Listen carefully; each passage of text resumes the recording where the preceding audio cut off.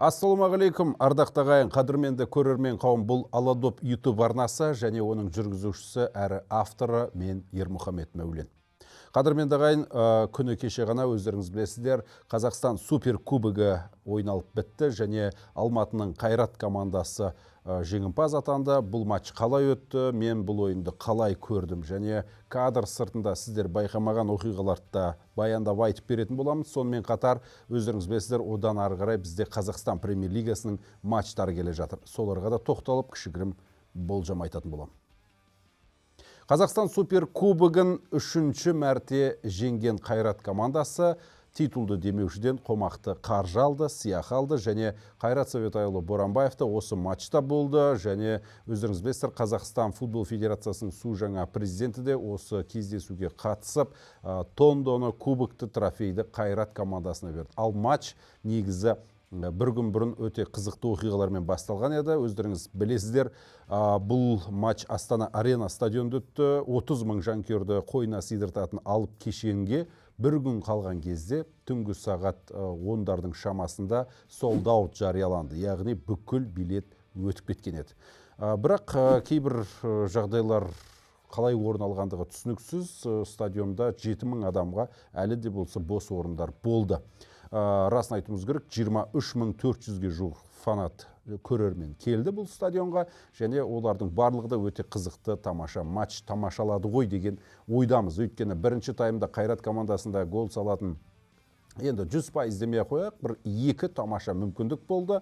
Шабуылшы Жоа Паулу және Георгий Заря деген футболшыларда керемет мүмкіндіктер болды. Өздерінің алыстан соққыларын бағыттап көрді және Ақтөбе командасының ойыны кішкене осыған байланысты бір енді қорғаныс тарапынан да жартылай қорғаныстағы жігіттерді кішкене дұрыс ойнамай жатқан еді. Бірақ ұзақ уақыт бойы, егер Ақтөбе командасы осы матчта ұзақ уақыт бойы 60-70 минуттарға дейін гол жібермейтін болса, онда мен тура сол матчты көріп отырып трибунада Ақтөбе командасында бір мүмкіндік болады, сол мүмкіндікті пайдалануға тырысады деген едім.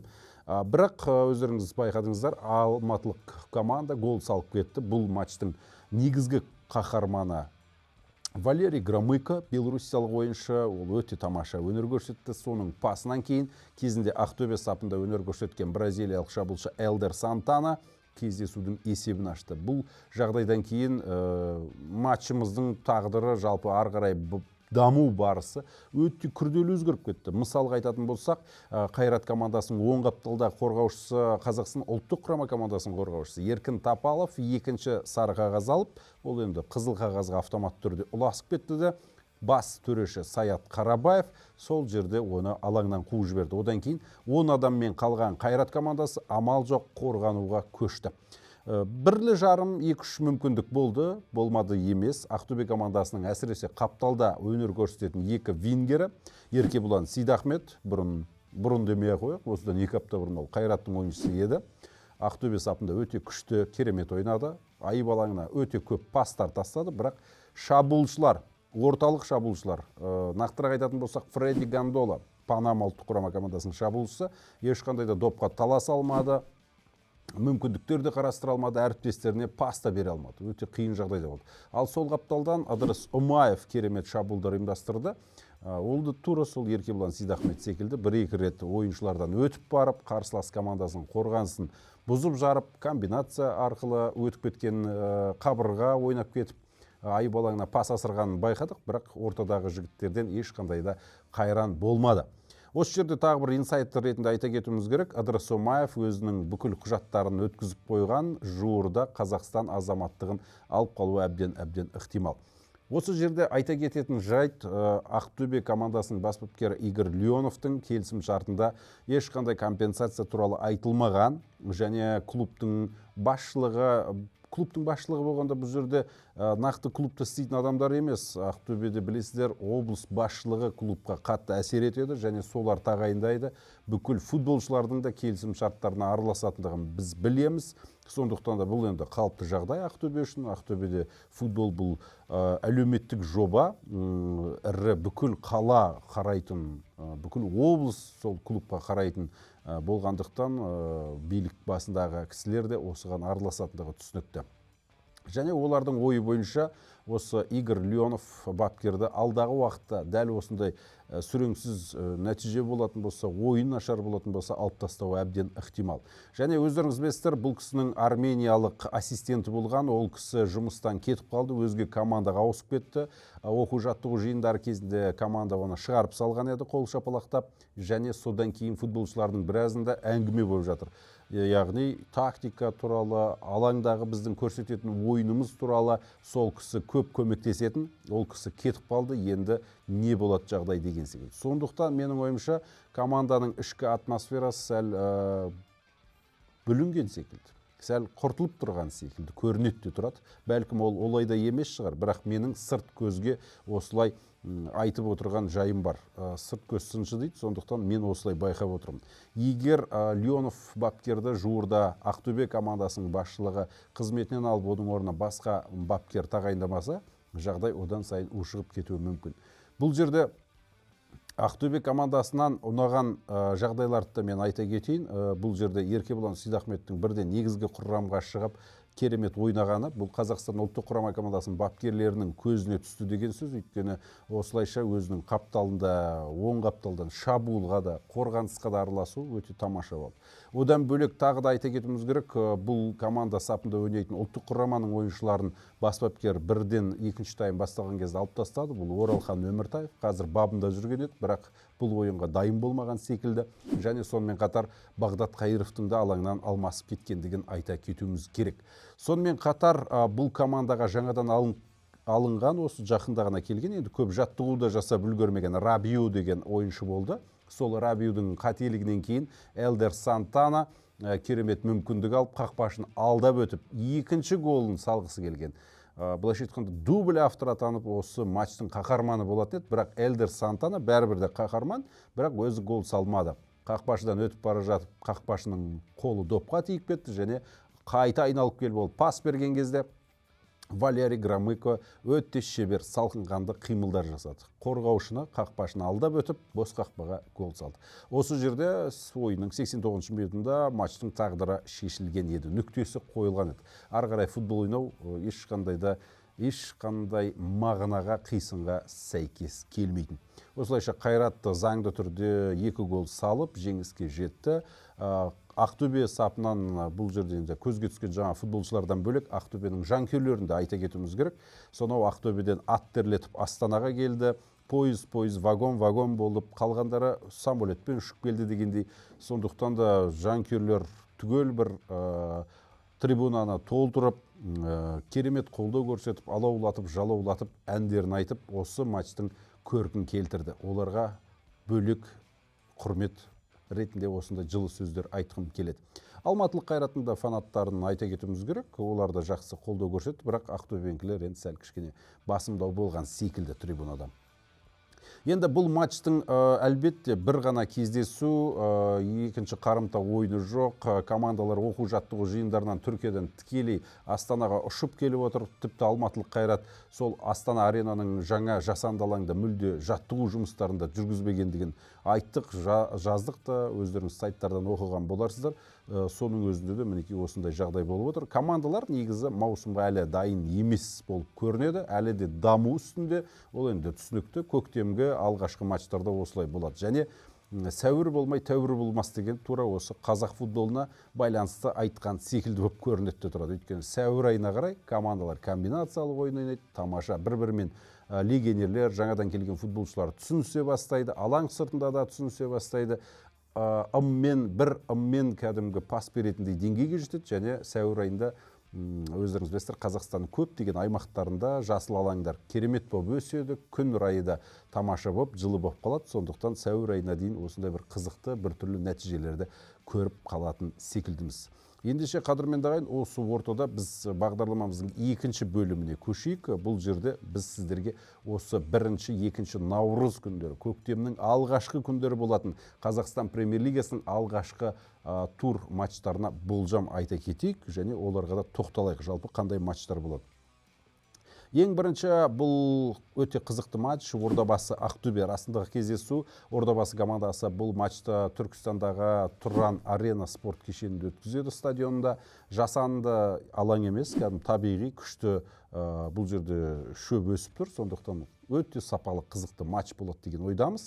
Ақтөбе енді бұл жеңілістен кейін қалай өз-өздерін айығады екен, психологиялық қиын жағдайға түсе ме, оны біз әзірге білмейміз. Бәлкім ауыр соққы алып қалған шығар, бәлкім бірнеше ойыншы әдейі ойнағысы да келмейтін шығар. Леонов бапкердің қол астында, оны сол матч көрсетеді.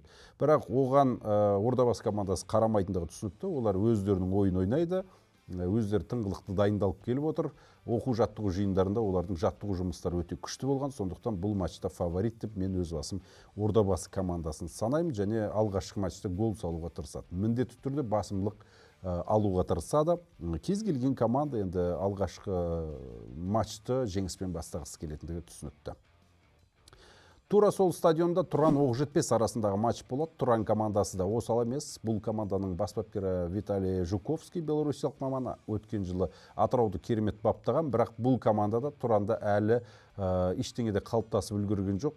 Көп футболшының спорттық бабы мықты емес, бірақ енді сол жергілікті жанкүйердің қолдауымен өз алаңы болғаннан кейін кішкене намысқа тырысады ғой деген ойдамыз. Бірақ осы жерде мен бір кішкене елден ерек Оқжетпес командасын мақтай отырып, және осы матчта кішкене фавориттеу болып кете ме, гол салып кете ме деген осындай ойға келіп отырған жайым бар.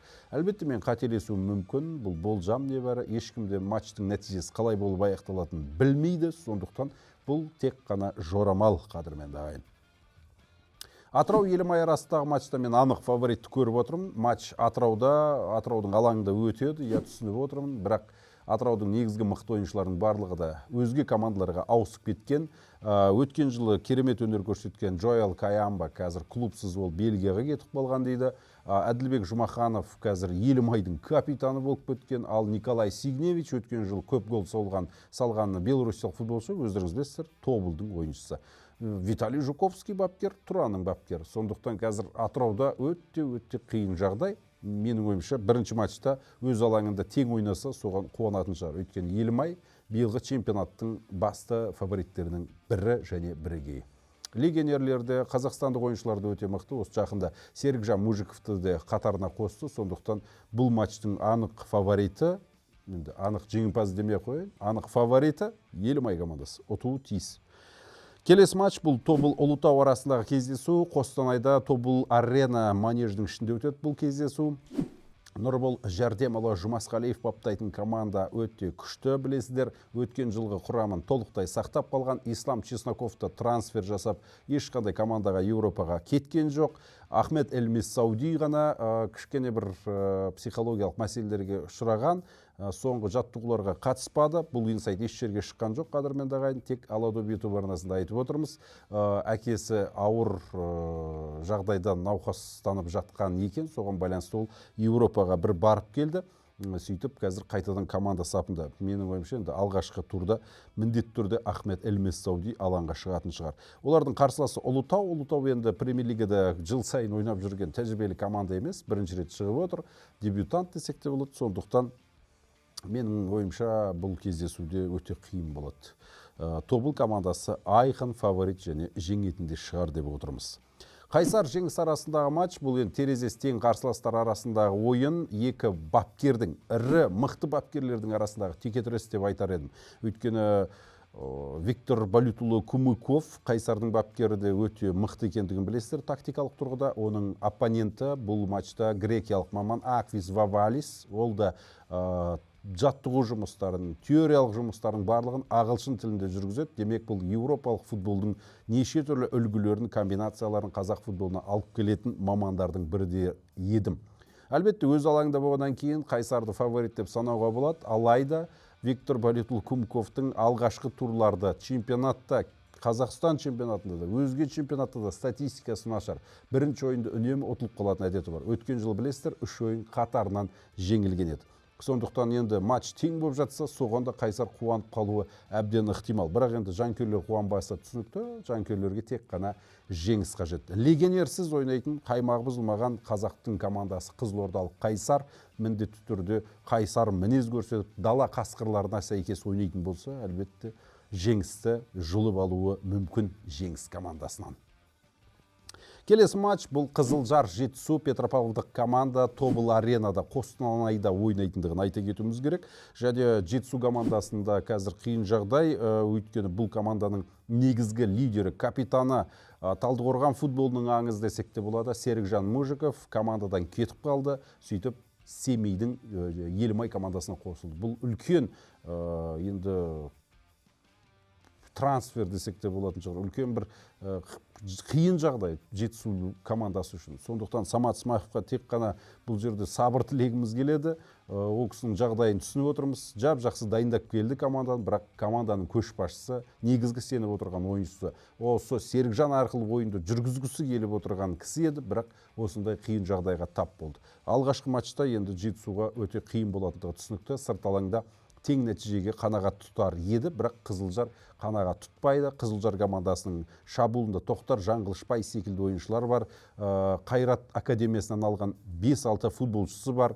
Білесіздер, одан бөлек легионерлері бар. Әсіресе бұл жерде қорғаушы Васильев деген өте мықты ойыншысы бар. Оларды да біз айта кетуіміз керек. Сондықтан Қызылжар бұл матчта сәл кішкене фавориттеу десек артық айтпағандығымыз. Бразевичтің командасы басым түсетін шығар деп отырмын. Астана және Қайрат арасындағы матч бұл осы турдың екінші топ матчы, өйткені Ордабасы Ақтөбе кездесуінен кейінгі афишасы арқырап тұрған, жарнамасы жарқырап тұрған тамаша матч дер едік. Елордалық команда Астана арена стадионын сағынып та қалған шығар. Елордалық жанкүйерлер де Астана аренаны сағынды ғой деп ойлаймыз, өйткені Астана командасы өткен жылғы маусымда өздеріңіз білесіздер, Әл-Фараби атындағы Қазақ ұлттық университетінің стадионда, яғни Хан Тенгри командасының стадионда өткізіп шықты. Енді Қайратпен ойнайын деп отыр. Бірінші матчта 15 мыңға жуық жанкүйер жиналып, аншлаг болып, керемет атмосфера болады ғой деген ойдамыз. Сондықтан Астана Қайрат арасындағы матч бұл енді, мен айтпасам да сіздер түсініп отырсыздар, бұл матчта фаворит деген болуы мүмкін емес. Қайрат та фаворит, Астана да өз алаңында ойнайтын фаворит, және матчымыз тіпті 0-0 ешқандай голсыз тең аяқталуды әбден ықтимал. Бұл матчқа болжам беруден өзімді бас тартқым келіп отыр. Қазақ футболын жақсы білеміз, кімнің деңгейі қандай екендігін анық аңғарып отырмыз, бірақ мұндай матчта, мұндай кездесуде кез келген қызыл қағаз, кез келген пенальти матч тағдырын түбегейлі өзгертіп жіберуі мүмкін. Менің пікірім осындай. Егер сіздің пікіріңіз болатын болса, әлбетте жанкүйерлерге рұқсат. Осы видеоның астына комментарийге келтіріп жазсаңыздар да, мен бәрін қарап шығып, керемет пікірлеріңіз болса, қазақ футболы туралы мен өзім жеке жауап жазып отырамын. Өздеріңіз өткен жолғы видеодан соны тамашалап байқағанда шығарсыздар.